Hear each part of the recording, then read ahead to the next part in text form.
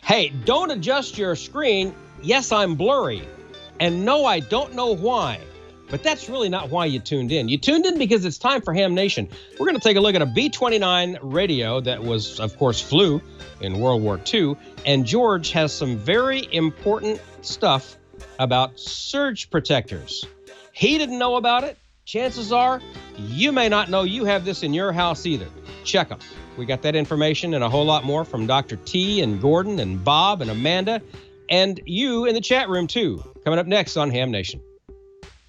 Ham Nation is brought to you from LastPass Studios. You're focused on security, but are your employees? LastPass can ensure that they are by making access and authentication seamless, whether employees are working in the office or remotely. Visit lastpass.com/twit to learn more. Podcasts you love. From people you trust. This is TWiT. This episode of Ham Nation is brought to you by ICOM. For more information, visit icomamerica.com/hamnation.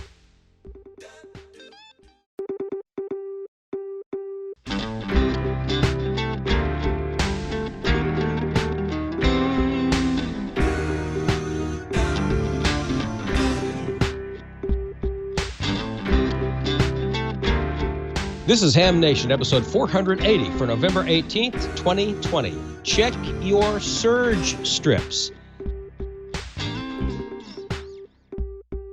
Hi, everybody. It's Bob Heil, K9EID, and you are tuned to Ham Nation, and welcome.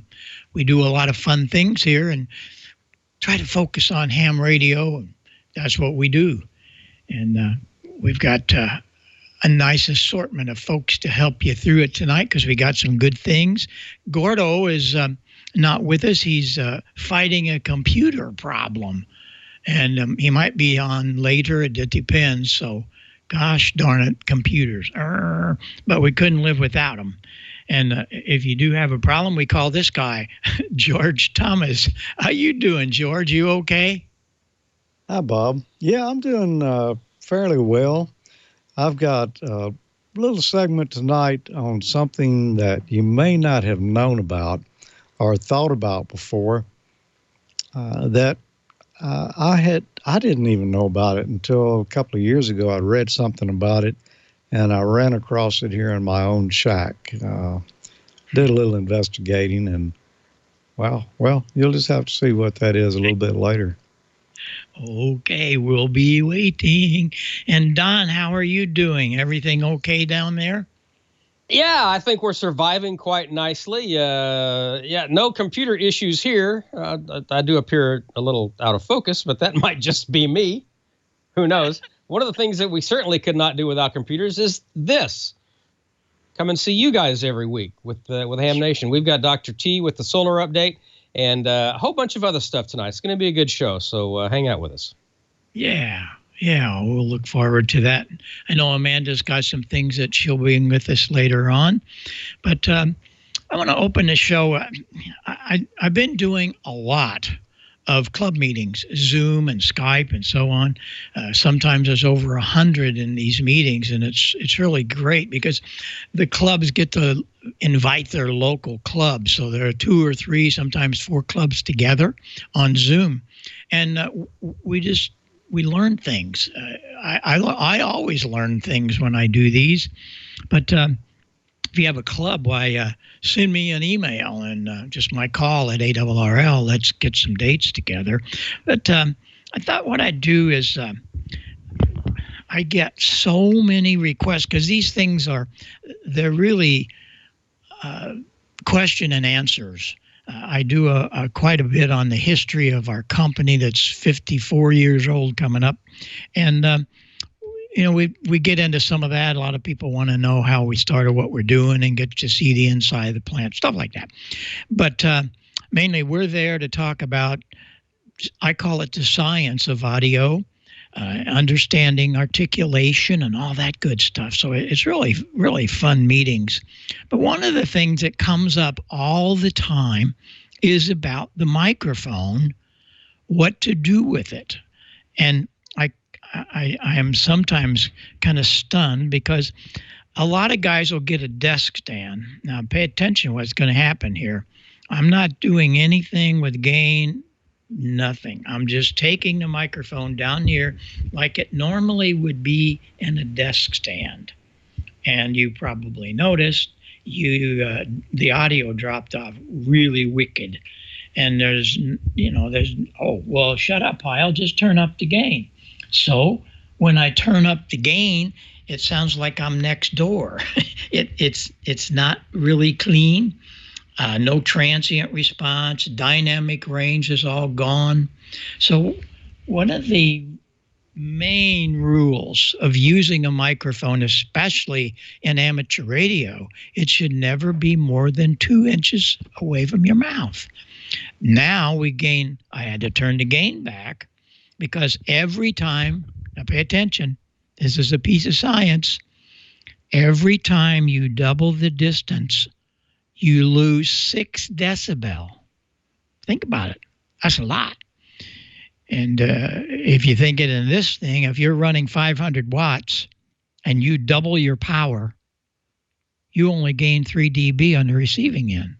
So you take your microphone out here and you lose 6 or 8 dB. Whoa. And so that's why I hear signals on the air, and I feel so sorry for them if they had just learned to speak into the microphone. And of course, I was the first guy to bring these little guys to ham radio. When we started back, it would have been somewhere in the 70s, I brought the booms, and booms were not known about in this industry. But now, we go through thousands of them every couple of months. It's crazy. Of course, a lot of them go to radio stations, but these are things that can keep that microphone right where you need it.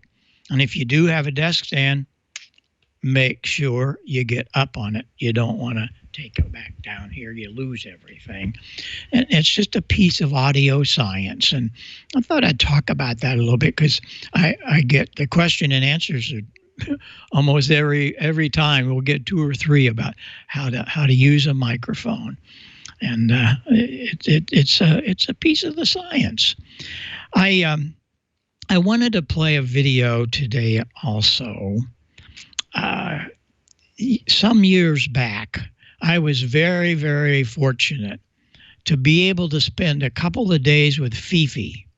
FIFI was the last and only flying B-29. They now have one other, Doc. He's up there a little bit in the sky. But we did a video on all that. You might remember some of it. But there's one segment I didn't tell you about, I didn't show you, and that's about the radios. Really amazing about these radios, especially the auto-tune radio. So let's...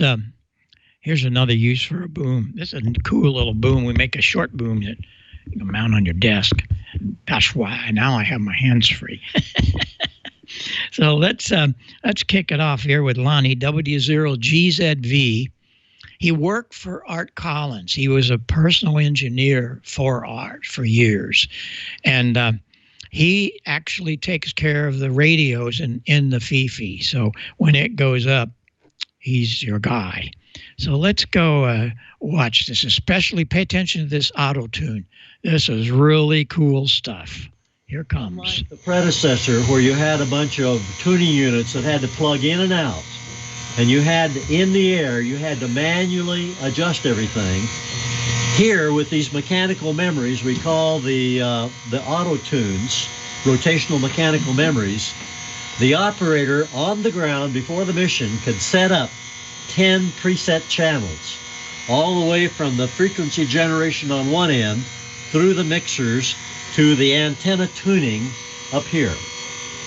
Locks these in place, and it memorizes where it's locked into place.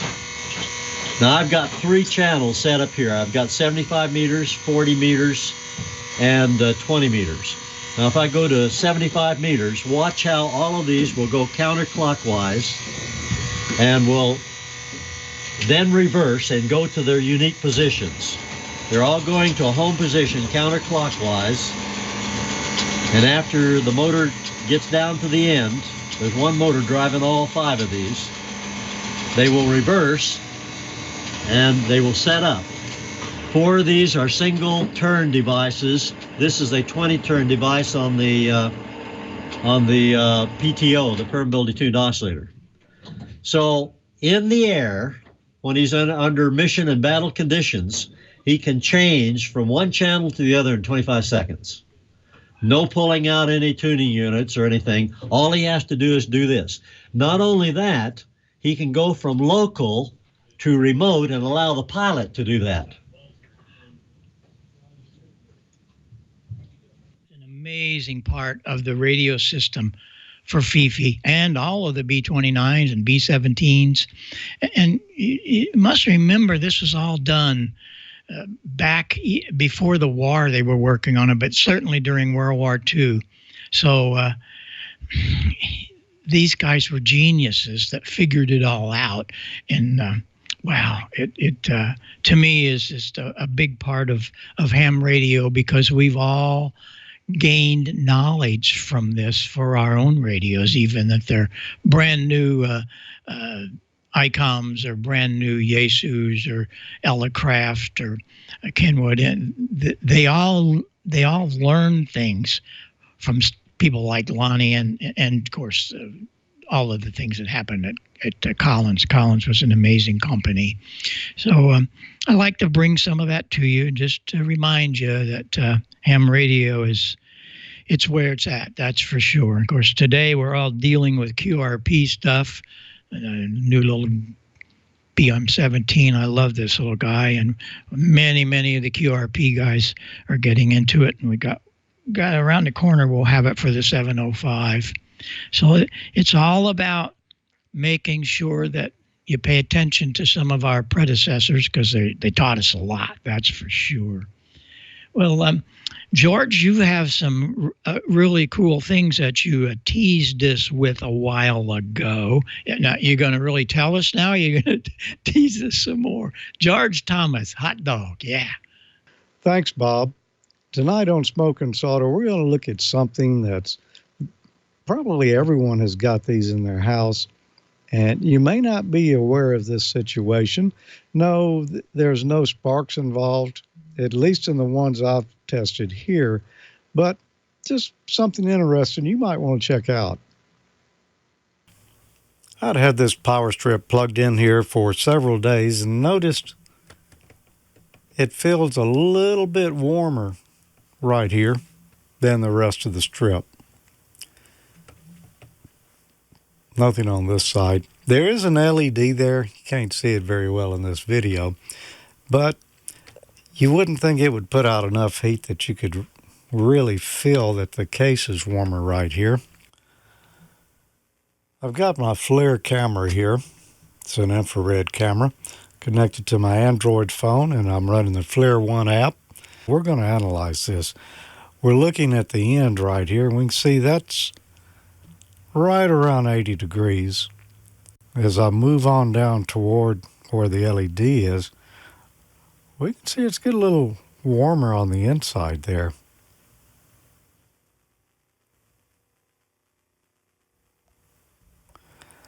The closer we get down to that end, the higher it gets. The LED itself, it's telling me is around, wow, 109 degrees. You wouldn't expect that, but even the plastic around it is very close to 100 degrees, and we see heat down inside that outlet. That's, that should be a sign that something is not just right.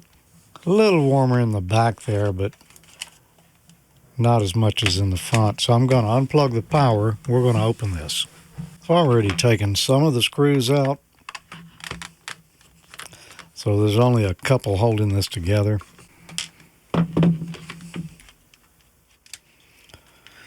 And here's what the inside looks like, a typical power strip, and yes, it's definitely unplugged.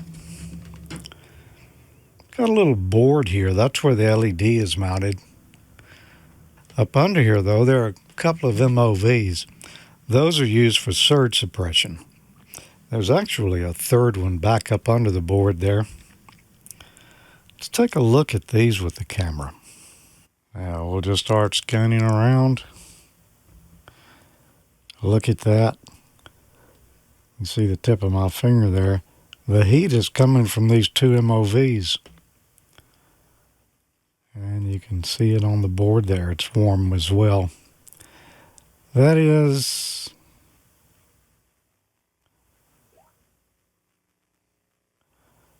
looks to be around 105 degrees. And you know, those things are passive. They shouldn't be conducting unless we go over voltage. So, we've got a problem there. And in case you have not heard this before, I will tell you, these MOVs with age will start building an internal resistance. They should normally measure infinity, but as they get older, they have a little resistance to them, and that's what's happening. We're seeing that these are actually conducting electricity all the time. So not only are we generating heat, wasting a little bit of energy, I don't know how long those things will be good before they decide they need to go out. I'm just going to cut these out of here. We'll get rid of them because you don't have to have them. Sure, they're good. They prevent surges from getting to your equipment. But if they're getting warm, that's not good. And look at that board up under there. The resistor itself is getting a little warm. That's, dropping the voltage for the LED there. But definitely I can feel those MOVs have warmth to them. So I could desolder them, but I'm just going to clip them. And then this won't be a surge suppressor strip anymore. It'll just be a straight power strip. But I really didn't realize it was a surge outlet anyway. We'll do a couple of tests as long as we're looking here.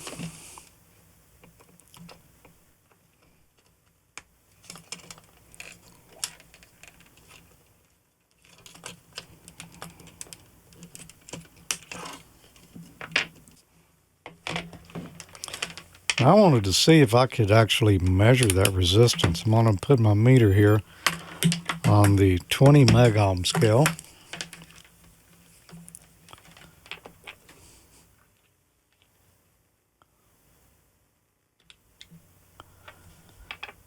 Not measuring anything there, so if there is a resistance, it is very high, or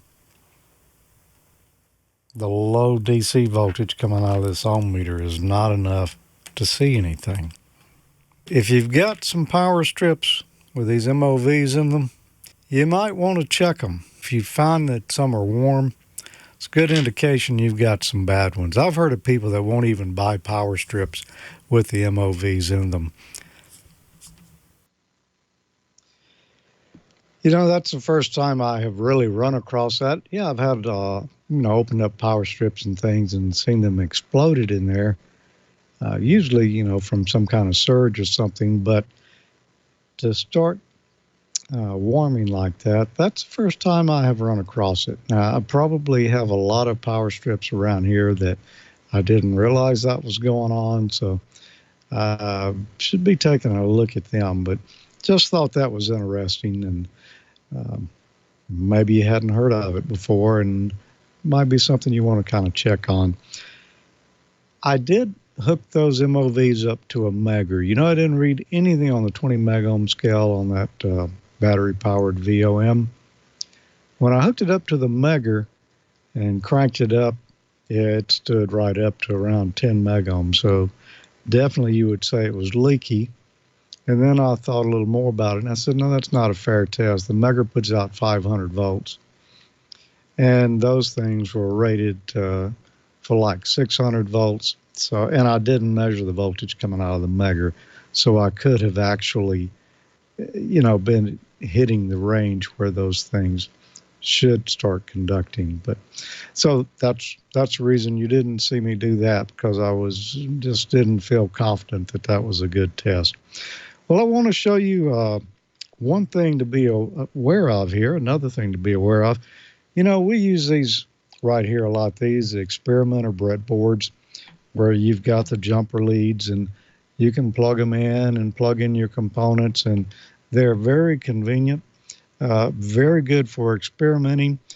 But recently a project I was working on, just, things just were seeming flaky, and I kept having to wiggle the components around, and I found out some of these boards are better than others. They will look exactly the same, but they're not. There's also, most of the ones I've got are twice this long. So, across the top here, you've got the power bus, and right below it, you've got the ground bus, and it goes all the way across. Well, I discovered there are some boards out there, not the ones that I have, but some of them, you see the red line there and the blue line. It only goes halfway, and then there's a little space, and it starts again. Those, the power and the ground buses are separated on. It's not all one continuous one.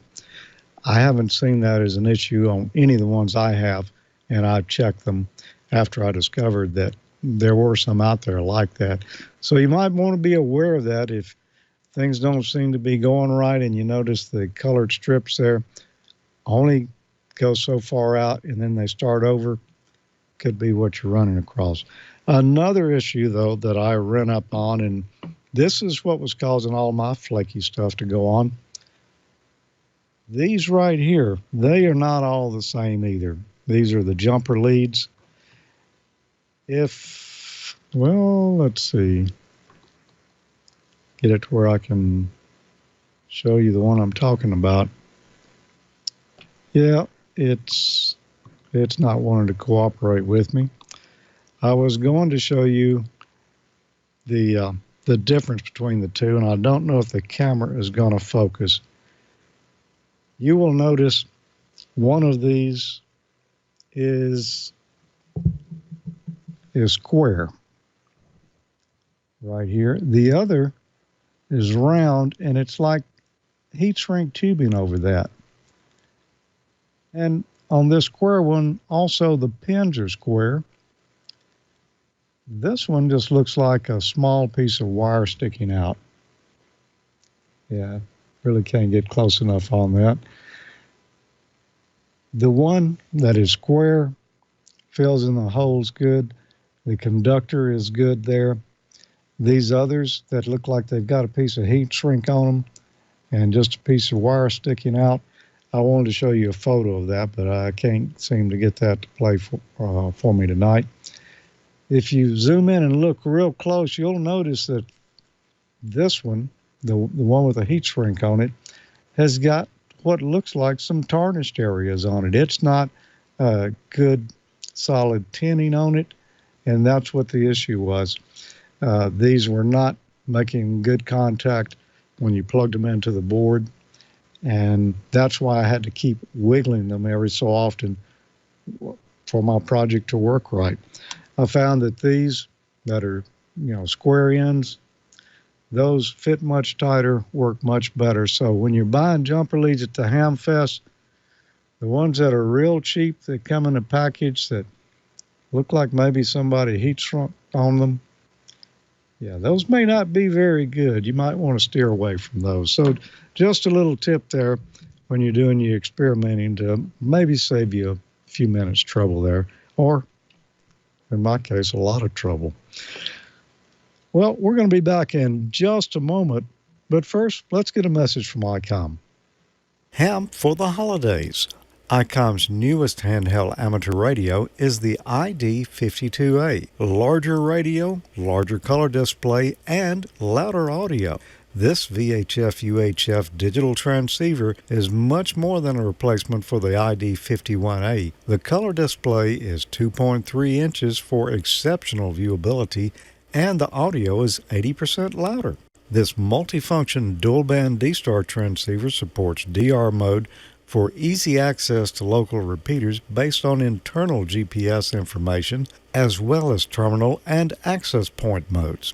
The ID52A also has Bluetooth for audio and data control.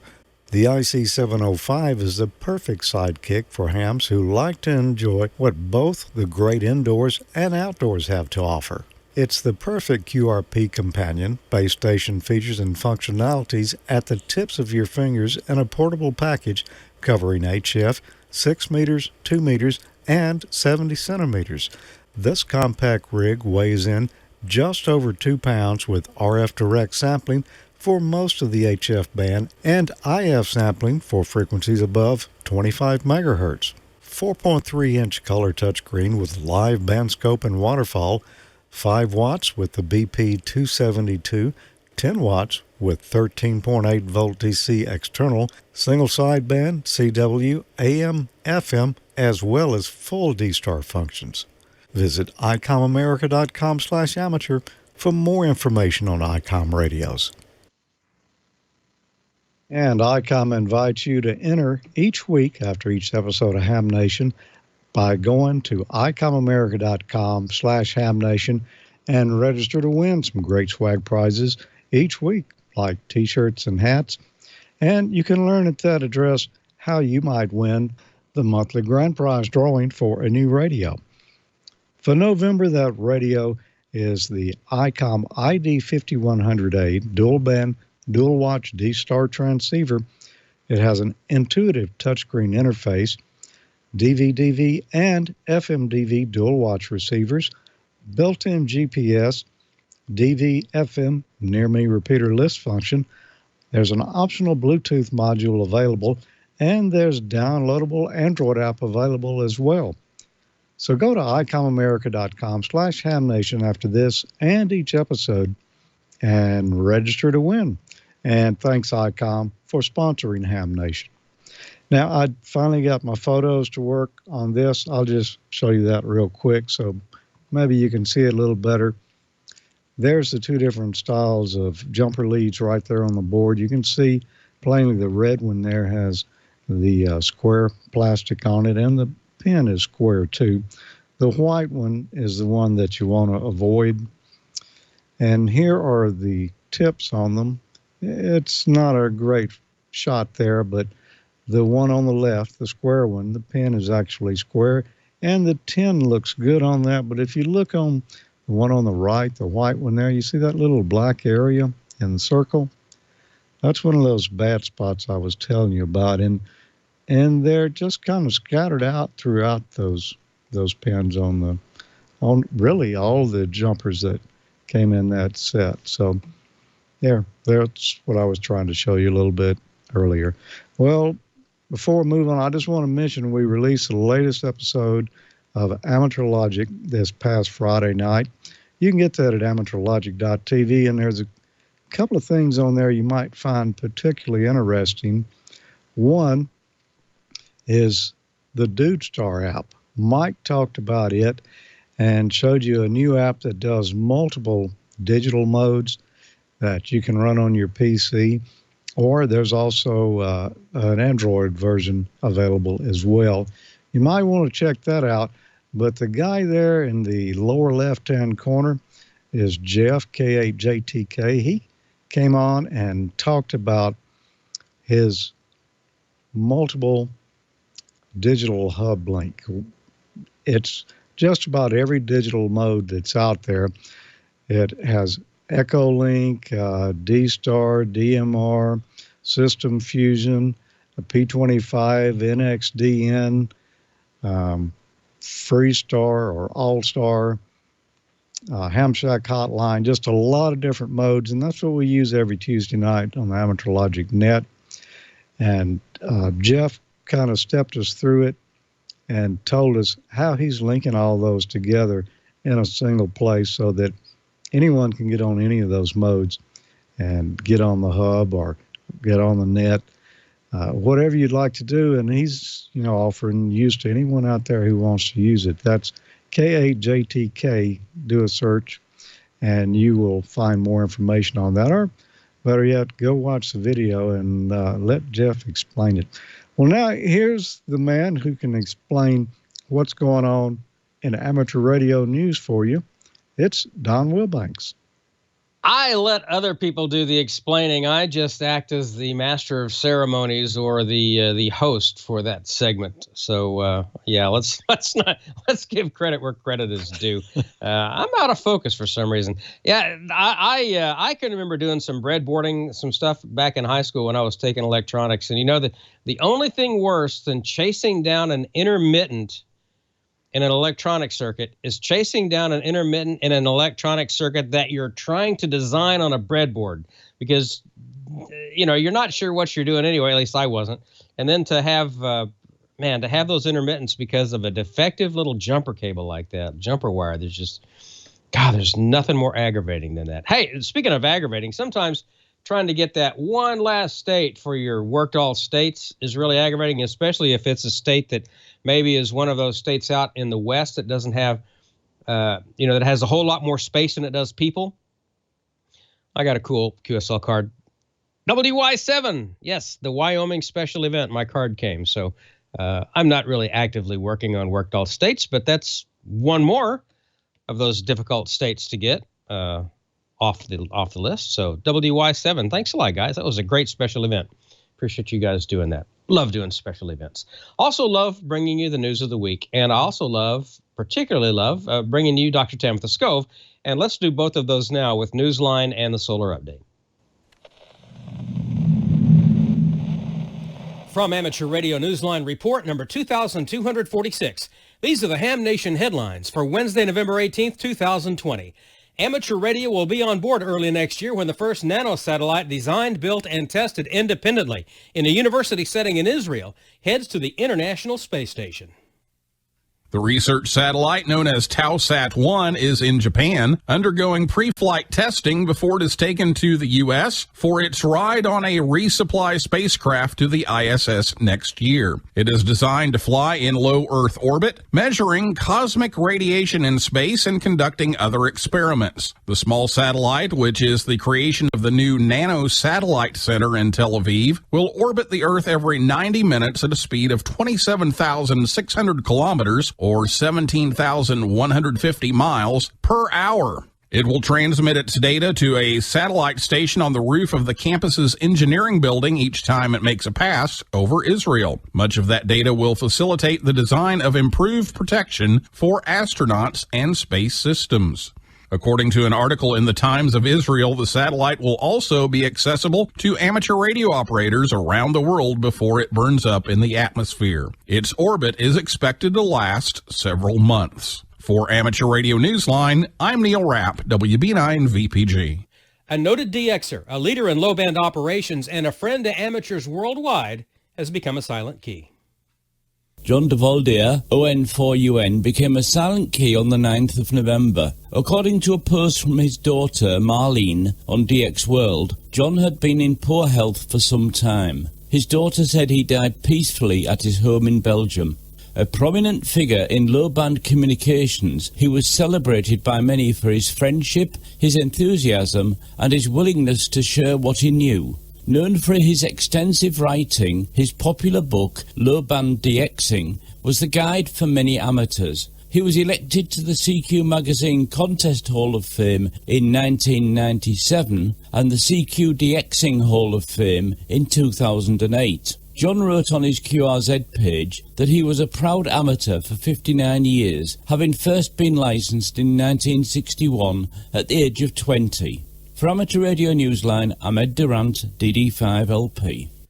If an emergency trailer is considered home to amateurs who belong to Aries, then this next story is surely about a home improvement project. The latest homebrew project by members of Clay County Amateur Radio Emergency Services isn't a custom rig or a special antenna. The Florida Aries Group is busy refurbishing its Radio Shack on Wheels, a communications trailer that was donated to them after it was retired from service by the county's Emergency Operations Center. Clay Aries members have been spending time outfitting the trailer with their own state-of-the-art communications equipment and transforming it into a command center that will also accommodate HAM's overnight stays in extreme emergencies. Scott Roberts, KK4ECR, the public information officer for Clay Aries, told Clay Today Online that while the trailer can be deployed if necessary to help in emergencies, the hams want to enhance its capabilities in voice, satellite, digital communications, email, and texting over the air. The trailer will also be used to train new and future hams. For Amateur Radio Newsline, I'm Kevin Trotman, N5PRE. And that's all from the Amateur Radio Newsline, your independent source for amateur radio news for 4 decades and counting at arnewsline.org. With Neil Rapp, WB9 VPG, Ed Durant, DD5LP, Kevin Trotman, N5PRE, Karen Eve Murray, KD2GUT at the news desk in New York, and our news team across the globe, I'm Don Wilbanks, AE5DW. 7-3. We'll see you next time here on Ham Nation. Now, here's the solar update from Dr. Tamitha Skov, WX6SWW. We have multiple bright regions on the Earth-facing disk that are flare active, and the sun keeps launching solar storms. Those stories and more in the news this week. Our sun begins to look like its old self again as it continues to ramp up activity in this new solar cycle. As we take a look at the Earth-facing disk, you can see region 2780 and region 2781 as they continue to fire off little mini solar storms and keep firing off these C-class flares as they begin to rotate off of the sun's west limb. But the thing is that they're almost like they're handing the torch over to yet a new region. This is region 2782 that's coming into view in the south, and no sooner than it comes into view than wham, it fires off a non-Earth directed solar storm, and it fires off several C-class flares. So it looks like the fun is continuing with these regions, and we've got even a few more on the sun's far side that'll be rotating into view soon.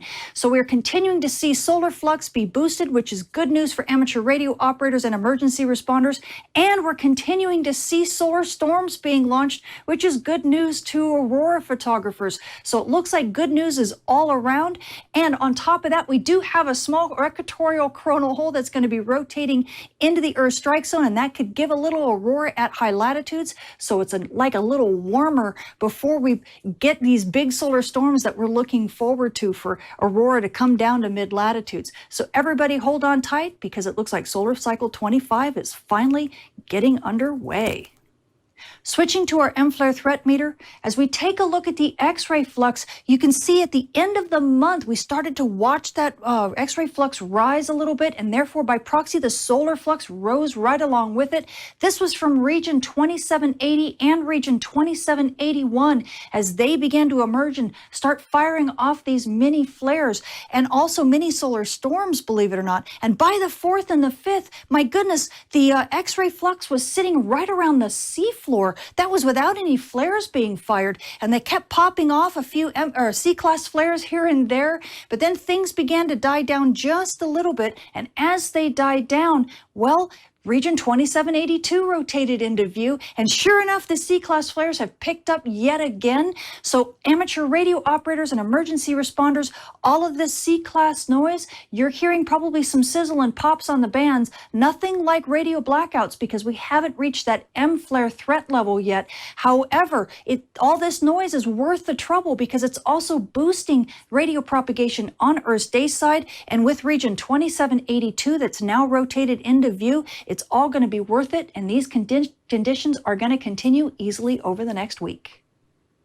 Switching to our solar storm conditions, you can see we've actually been pretty quiet over the last week or more. In fact, the last time we actually even reached active conditions was clear back at the end of October. Since then, we've been hovering between unsettled conditions and even quiet conditions. We've had a couple mini solar storms being fired from region 2780 and 2781 that have brought us up to unsettled conditions and then back down to quiet conditions, but it's really not been as much as we need to really bring some decent aurora down to mid-latitudes. So we've been kind of dealing with that, and in fact, the coronal hole that's going to be rotating into the Earth strike zone and sending us some fast solar wind here over the next couple days most likely is going to give us just more of the same. So expect some decent aurora at high latitudes, but mid-latitude viewers, well, yeah, it's going to be, catch as you can, because it's really not going to be a very strong burst of fast wind to give us any sustained aurora, and likely these conditions will continue over the next week. However, we are watching region 2782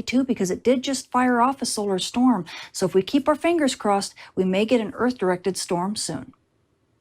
Switching to our solar storm and aurora possibilities over the coming week, we are anticipating the fast solar wind from that small coronal hole that's going to be rotating into the Earth strike zone, but don't expect all that much from this region.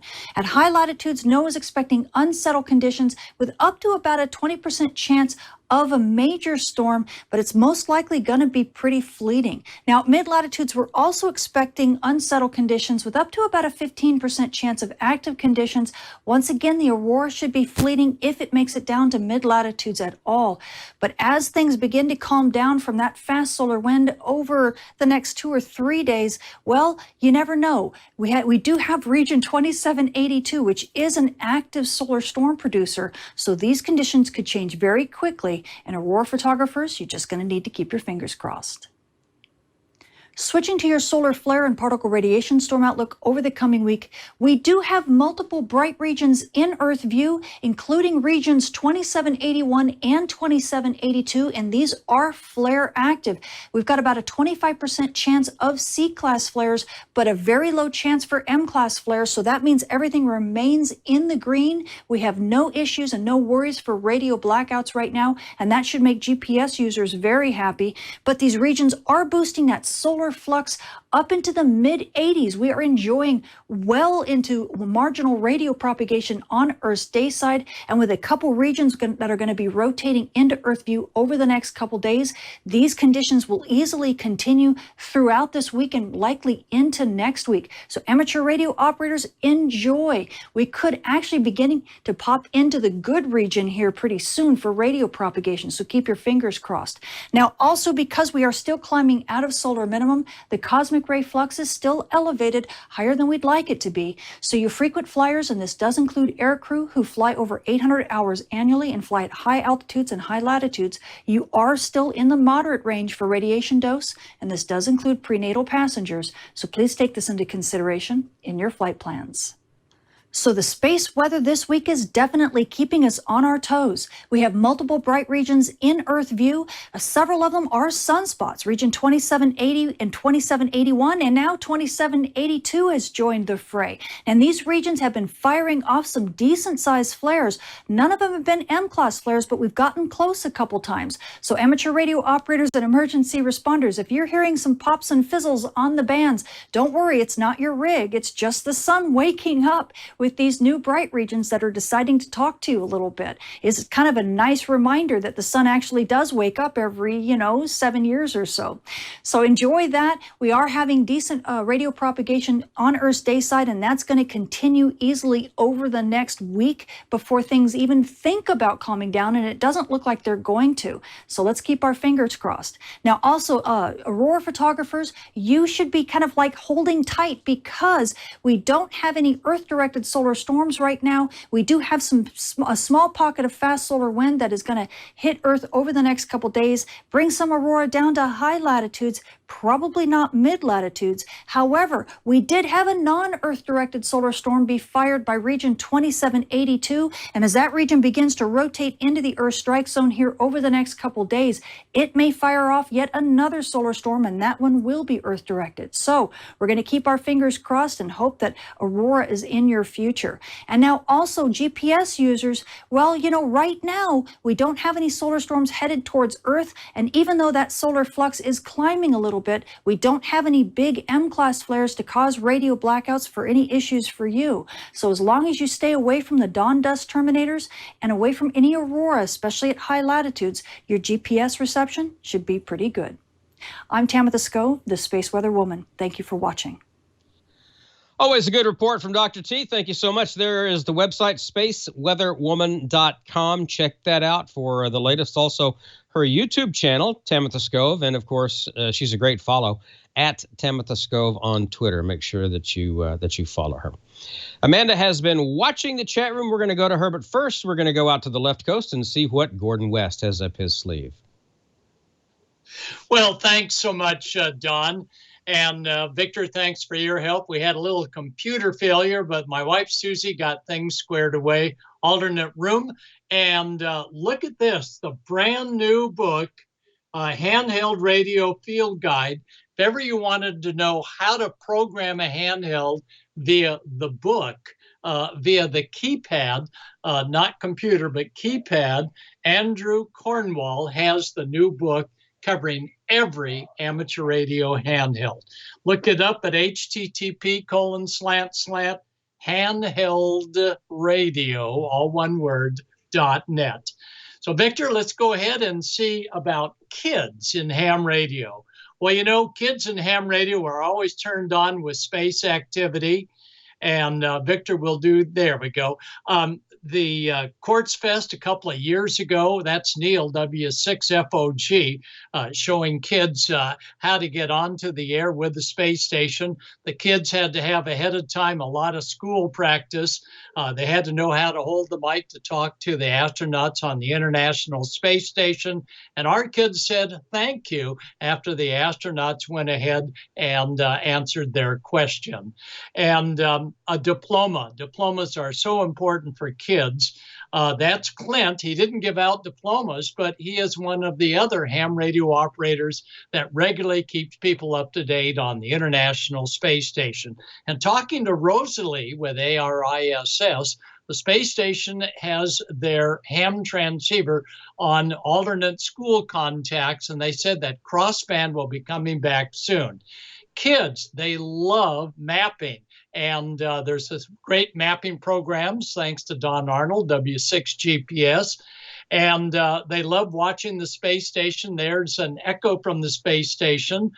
And kids love to play with radio. So if ever you're having a demo outside showing off ham radio, get kids to take part in that, because you'll find that they are great ambassadors for ham radio. Getting kids into ham radio, have them take a look at all that's up there with drones, and give them a hand and let them actually control the drone with your help, and let them see how ham radio can turn them on to all sorts of new ideas. Tea hunting, that'll go along with geocaching. There's Tracy, WM6T, with some of the kids in Arizona, showing them how to tea hunt. Kids have great tea hunt activities, and it really gets them turned on. And Scouts, you'll find that Boy Scout, Girl Scouts will have a merit badge. And in just a moment, we'll tell you about a free publication that we offer so that they can use the merit badge to help get a leg up on passing the technician class test. And tea hunting, look at those kids. They do just great on the tea hunt. Also for kids are the snap kits. And the snap kits are such a fun way to get kids involved in simple projects and get them thinking about ham radio.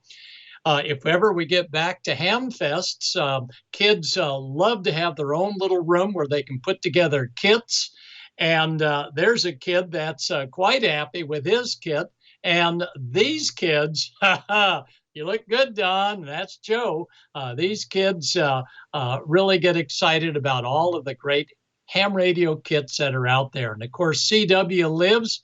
Kids love to pound at the CW keys. Here's a couple of extra class operators, that are great at CW. And it's a great way to get kids involved with doing CW. We train them the short sounds and long sounds. Again, kids are just gravitating to it. But look at this. Look at their finger position on the CW key. You don't send CW with your thumb.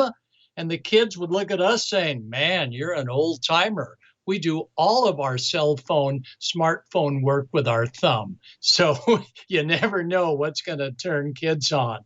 And of course, the Blazing Pickle, a few more weeks, we'll give you details on that one that always gets their attention. Getting them on the air for third-party contacts, a great way to get kids involved in ham radio. And of course, computers, my bane, but computers are another great way where kids can show us how to have fun with computers and ham radio. And of course, a little character kid there, but it's all fun. Well, you know these folks for the Young Ham of the Year. And Don, if you're listening, can you narrate that shot for us? Yeah, we have going from left to right. That, of course, is Emmett from Radio Waves Antenna. We have the current Young Ham of the Year. That is Chris Bro right there, KD8YVJ. This picture is several years old. There's Dennis Machenbacher, formerly of Yazoo. And there is, God, I'm blanking on his name. He's from Colorado. That was the current Young Ham. I'm going to have to get real close to my screen, and I cannot see that. Of course, there is Rich Moseson, W2VU, and me, and then a very overdressed, or maybe we're all underdressed, Gordon West right there. But yeah, Well, thanks, that was John. several years ago. These kids that get these awards really go and make ham radio happen. So I encourage all of you to think about what it takes to get kids involved, and especially coming up with these. By the way, Skylar from Colorado. That's it. Yeah, Skylar Fennell.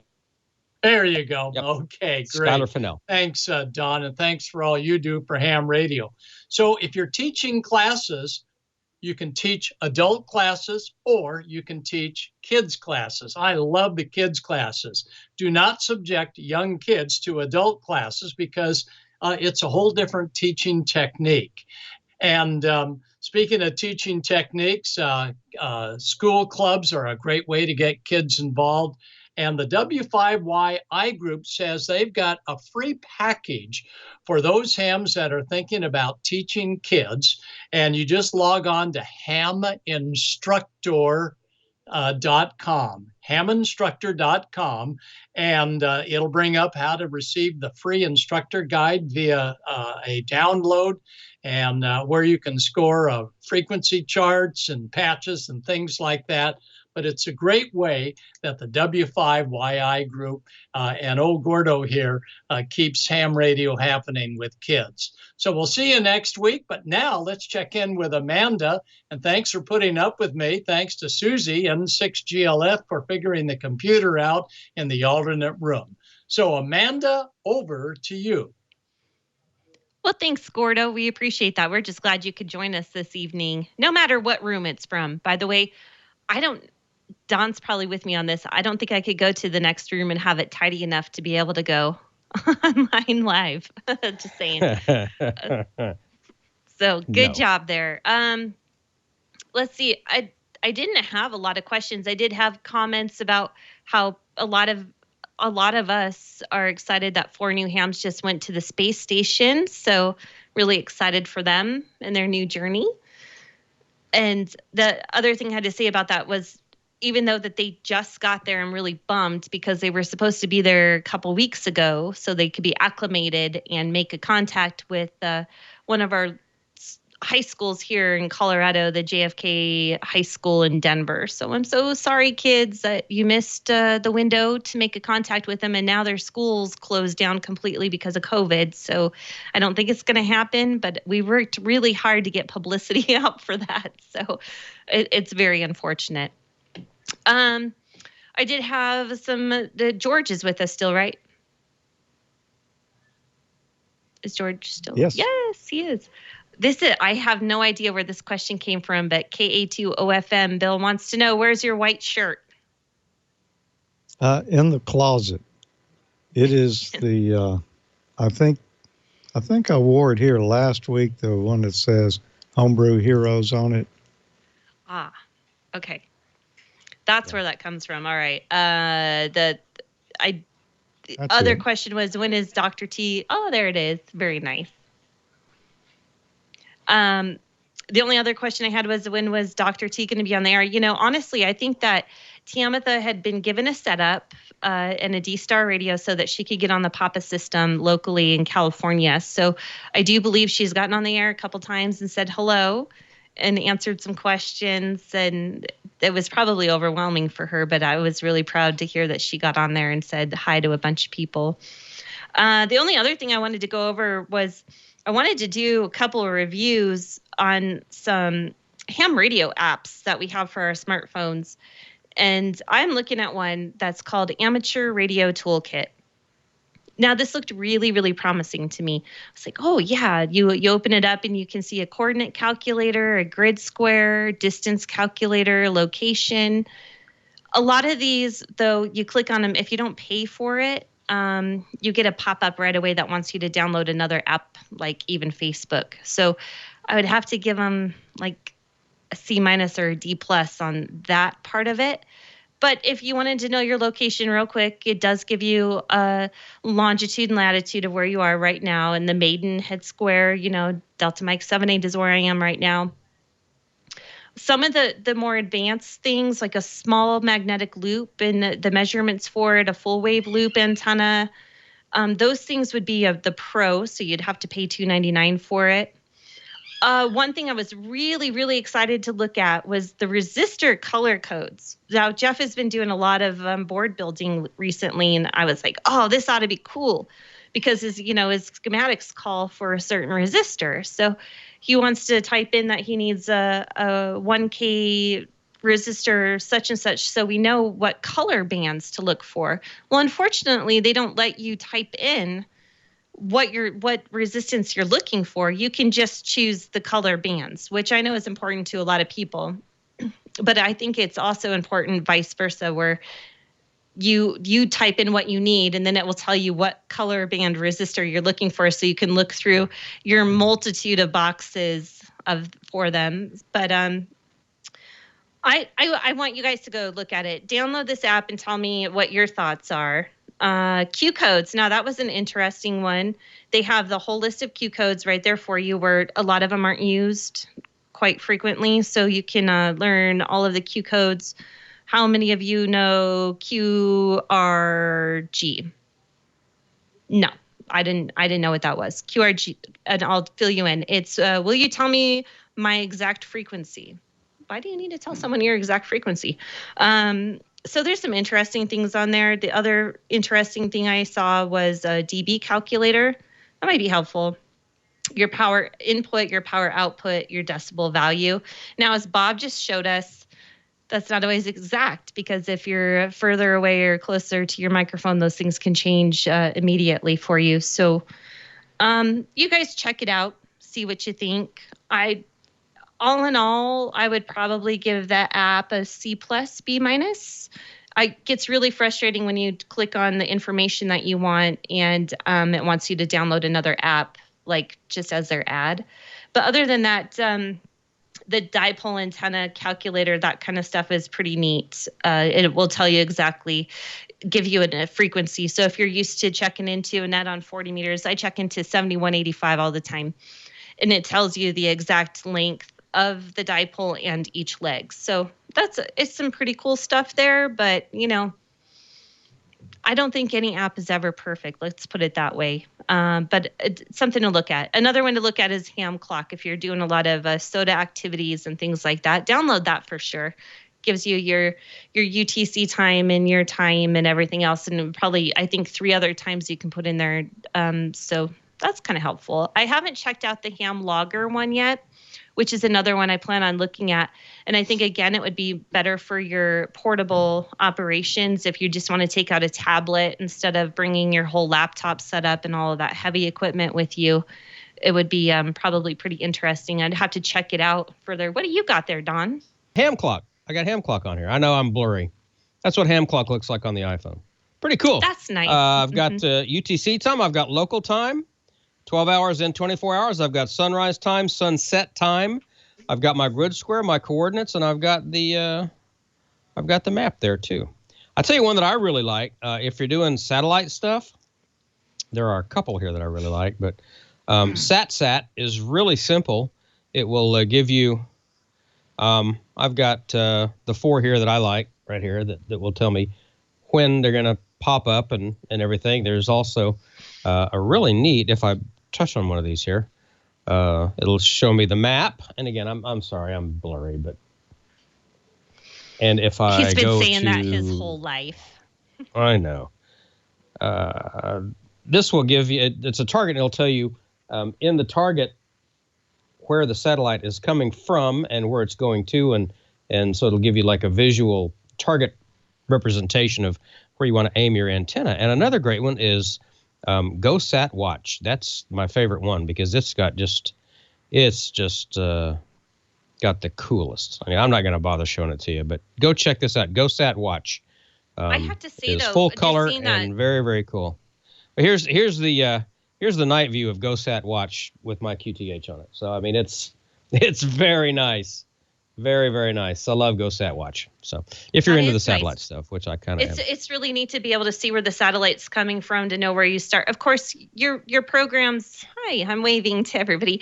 It's your programs on your normal laptop will tell you that too, where you need to start listening and you'll follow through. But just to be able to see it on your smartphone, but then sometimes, like, if you're at work, it makes you cry because you're like, oh, it's such a good elevation right now. Like, I could totally get that.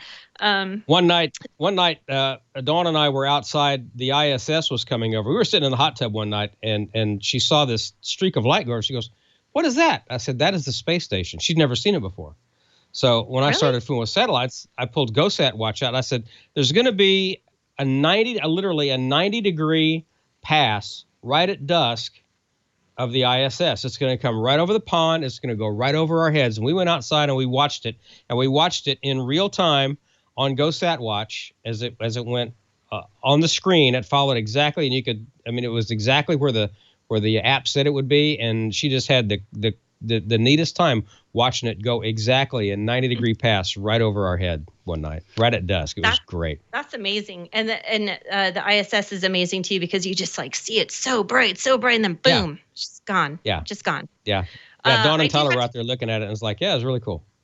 Yeah, I had to give one more shout out here. We have an old celebrity in the chat room, and I'm going to call him out. Cranky Hippo. We see you. Brian, it was really nice chatting with you. I do have one other. I've got to get everyone else involved here. So I'm going to say this. My favorite still ham radio app is, and my go-to is QRZ. I use that constantly to quickly look up somebody's call sign that I hear on a repeater or such. George, what's your favorite ham app? Oh, that's a good question. I was just looking. I've got an Android phone now.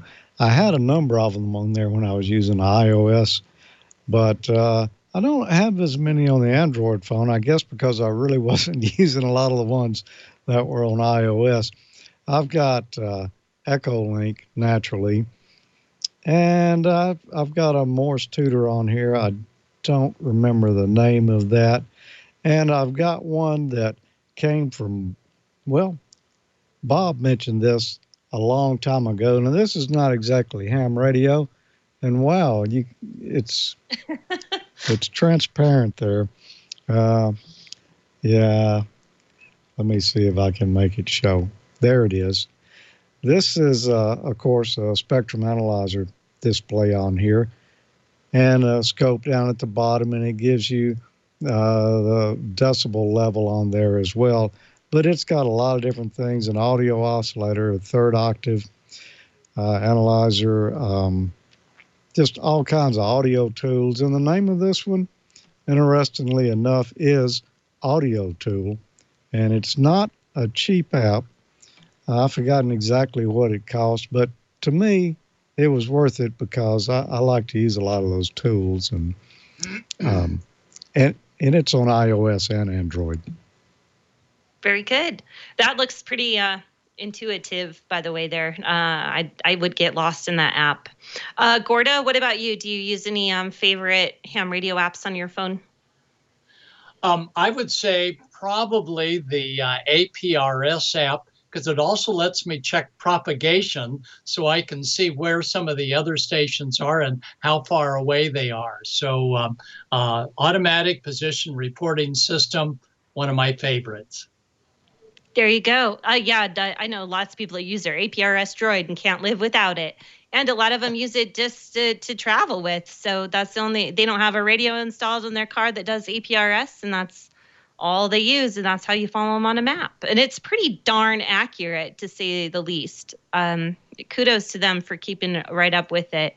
If only they'd let us change our icons. Yes, sir. Let's not forget that you can also get CQ Magazine and QST Magazine on your digital devices. You can get them on your laptop. You can get them on your iPads, on your Android tablets, of course, on your iPhone and your Android phones. I've got both of them on mine, and it is really handy if you're going to be sitting there waiting for something. say like, I don't know, a doctor's office or something, and the doctor says, oh yeah, you've got a 10:30 appointment. You get there at 10:15, and it's 11:45 before he finally takes you in, and then 2 o'clock before he finally walks into the room. Yeah, you can fill up your wait time with a little light reading from the Ham Radio publication. So don't forget those; they're available to you. A firm, that's for sure. All right. Well, I think we've wrapped up this show this evening. Thanks, everyone. Bob, wow, Bob had some great photos and some great memories to share with us as well. So that was fun. Who's wrapping it up this evening? Donnie Boy's got okay. it. Well, the shot came to me, so I guess I'm black on the roulette wheel tonight. So I was listening to Brian. Well, of course you were. Well, there's your first mistake. That's good to have Brian in the chat room. Good to have our boy Brian in the chat room. All right, so for everybody who works on Ham Nation, Bob, of course, and everyone behind the scenes as well, and Leo for giving us the bandwidth, and our sponsors, and you for watching. Thanks for giving us a reason to be here on a Wednesday night. We do appreciate it, and we appreciate you. And with that, we will see you next week with another episode of Ham Nation. And we will bid you adieu, and 7-3, and good night, everybody.